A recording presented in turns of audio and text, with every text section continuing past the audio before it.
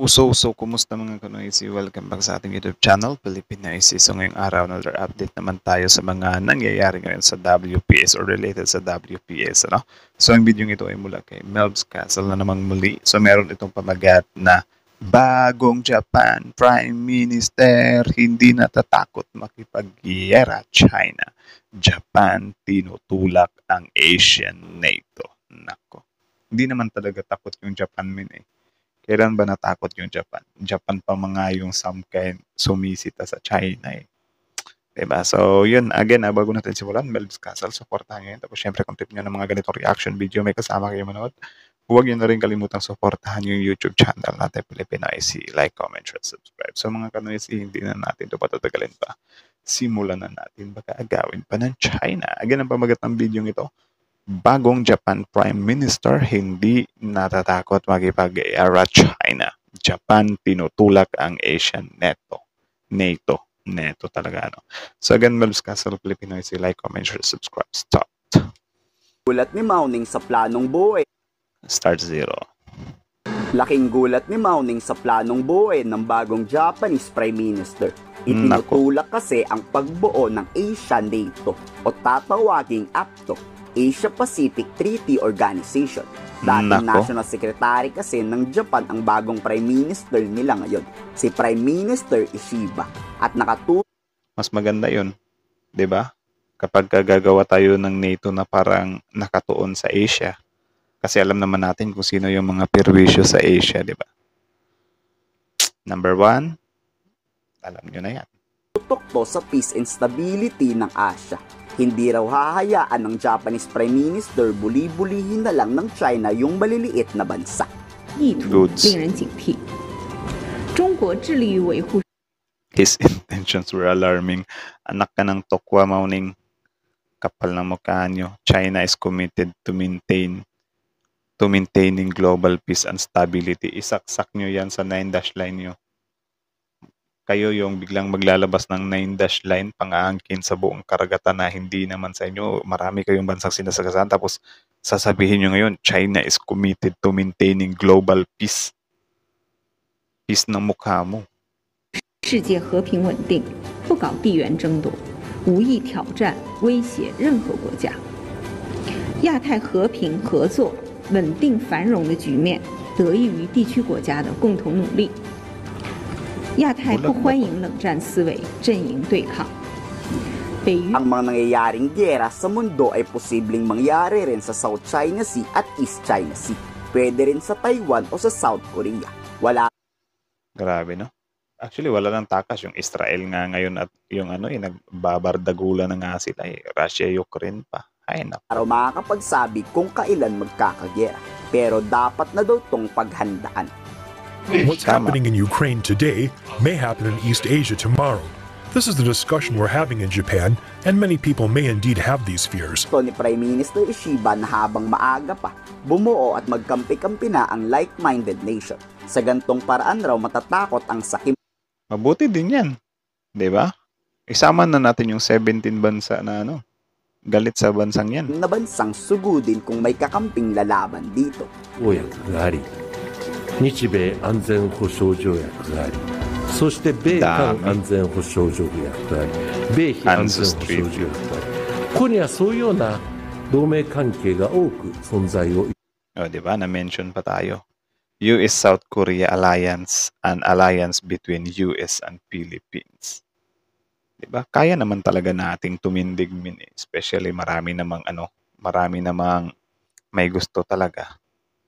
出しております。そういうものを有機的に結合するということを私は考えていくべきだと思っておりますし、それはクアッドの延長線にあると考えていただいても結構であります。Banta naman ang China sa ginagawa ng Japan. Huwag magpaalipin o magpauto sa US. So pati Japan didiktahan nyo na huwag magpaalipin sa US. Bakit? Gusto nyo sa inyo lang? Daw tanggapin din yung alok ng Amerikang pagde-deploy ng ballistic missile sa Japan katulad ng Pilipinas. Baka sisira lang daw to sa peace and stability ng buong Asia. peace and stability. Wala ng peace and stability dahil sa kagahamanan nyo. Diba? Kung itinigil nyo lang yung pagiging gahaman nyo, meron sanang peace dyan sa Indo-Pacific. Diba?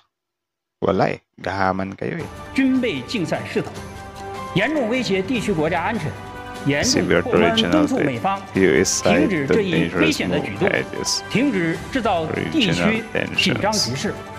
同时， Meanwhile, we would like to make務必 it clear to 谨慎 Japan 行事。 that it needs Humanda ka na, China.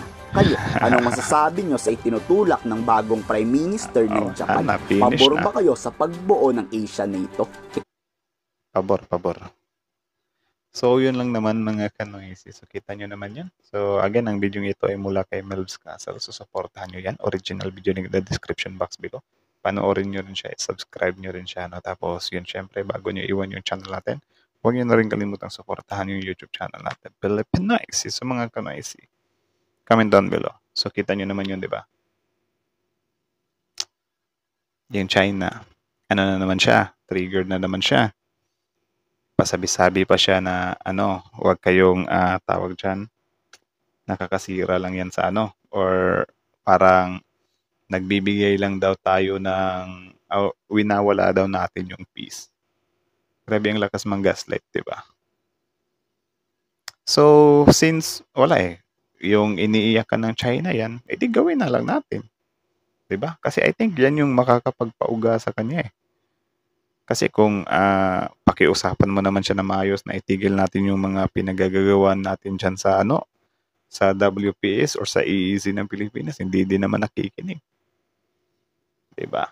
So I think kung yan yung ikakasakit ng ng budhi ng China, yung plano ng Japan ngayon, which is included yung Philippines, kasi yun nga, parang gusto niyang bumuo ng, why not, tayo ng NATO dito sa atin. Diba? Total, meron naman tayong US, South Korea, Japan, Philippines, diba? Or sa mga bansa na gustong sumali sa atin. Ibigay na lang natin. Kumbaga, kung ano yung hindi nila gusto, yun yung ibibigay natin sa kanila. Kasi syempre, kung ano yung hindi nila gusto sa atin, yun yung, kung hindi natin gagawin yun sa kanila, sila lang din yung magbe-benefit or malaking benepisyo yun para sa kanila. Edi tayo ngayon yung magsasuffer. So ngayon, kung ano yung kinakagalit nila or kung ano yung kinakahate nila, yun yung ibigay natin. Di ba? Yun lang naman Tsaka yung mga pagbabanta ng China, hindi naman nabago yan. Pati nga Japan, di ba? Parang tinatawan-tawanan lang siya. Ang isa din dito, medyo nakakatawa or nakakalungkot or nakakainis siya. Every merong press conference yung China. Wala parang puro na lang sila pa-victim, puro sila explain na wala namang nakikinig. Sila lang din yung nakikinig. 'Di ba? Paano pakikinggan yan? Harap-harapan, dun pa lang sa 9 dash line, doubtful na yung karamihang bansa dito sa buong mundo Tapos ngayon ipipilit pa nila. Pilit na pilit.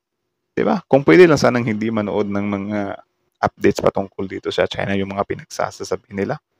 Ginawa ko na. Kaso lang, nasasali sa mga, gagawa natin ng reaction Diba? Kasi parang naiinis na ako sa kanila. Like, paulit-ulit na lang yung mga pinagsasasabi nila na itigil nyo yan.